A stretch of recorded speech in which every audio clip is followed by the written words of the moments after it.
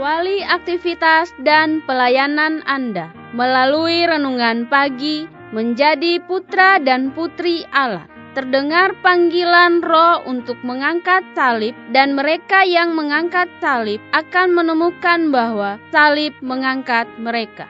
Dituliskan oleh Ellen G. White bersama Pendeta Denny Kanajo. Selamat mendengarkan.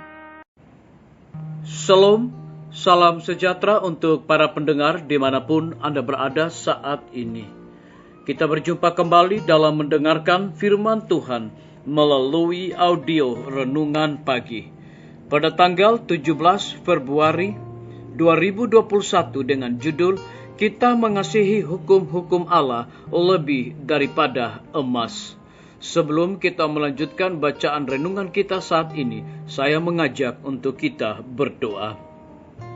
Bapa di sorga, terima kasih Tuhan Yesus oleh karena kasih dan rahmat Tuhan telah jaga dan pelihara kami sepanjang malam tidur kami. Hingga tiba di pagi hari ini kami bangun dengan tubuh sehat dan segar.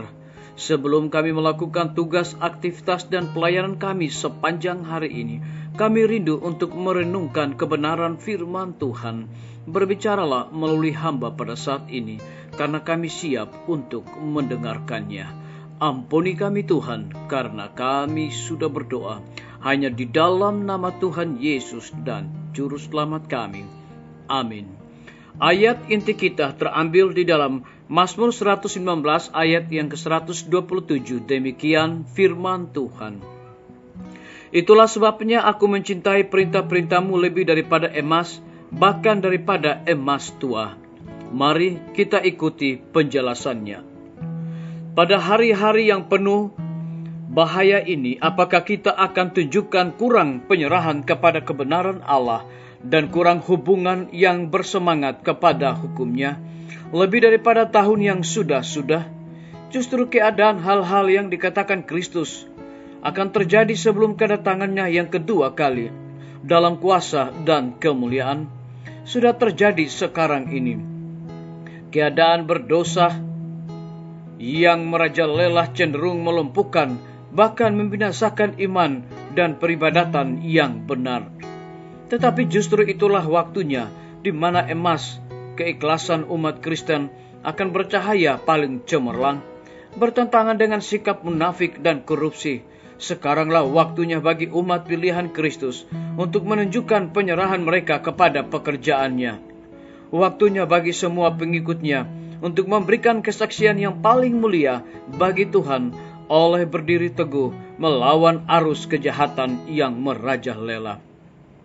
Bila mana kita melihat akibat-akibat dari melalaikan hukum Allah, ketidakjujuran, pencurian, percabulan, mabuk-mabuk, dan pembunuhan, kita harus bersedia mengatakan dengan pemazmur, aku mencintai perintah-perintahmu lebih daripada emas, bahkan daripada emas tua.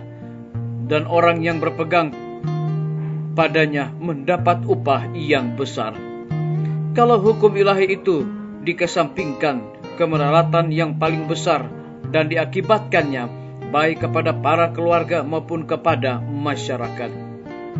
Satu-satunya pengharapan kita yang lebih baik terdapat di dalam penurutan yang setia kepada hukum-hukum Yahweh. Perancis yang tidak percaya kepada Allah pernah mencoba menolak kekuasaan Allah. Betapa mengerikannya peristiwa yang menyusul manusia mengesampingkan hukum ilahi itu sebagai perbudakan, dan dalam kebebasan yang disombongkannya itu, mereka menaruh dirinya di bawah pemerintahan orang yang paling lalim. Anarki dan pertumbuhan darah pemerintahan pada hari yang mengerikan itu dipertunjukkanlah pada waktu itu kepada dunia bahwa cara yang paling pasti untuk menggali fondasi peraturan dan pemerintahan ialah menyediakan hukum Allah. Gantinya merasa bahwa kita sekarang ini dalam keadaan paling mudah dimaafkan dalam pelanggaran lebih lanjut. Kita harus insaf seperti belum pernah di hadapan tuntutan keadilan Allah atas kita dan tabiat yang suci dari hukumnya. Oleh karena Kristus harus mati untuk mempertahankan kekuasaan hukum itu. Kelak nanti, penurut akan melihat hasil-hasil yang berbahagia yang mengikuti pemeliharaan semua perintah Allah. Biarlah bacaan renungan kita saat ini akan menjadi berkat bagi kita semua. Mari kita tunduk kepala dan berdoa. Bapa kami yang bersemayam di dalam takhta kerajaan sorga, terima kasih oleh karena kebenaran firman Tuhan pada pagi hari ini mengingatkan kembali kepada kami. Kami harus mengasihi dan mencintai dan menurut akan hukum-hukum Allah lebih daripada emas. Pada saat ini Tuhan, kami berdoa untuk pemerintah kami. Tuhan memberkati Bapak Presiden bersama dengan wakil, para menteri dan semua stafnya.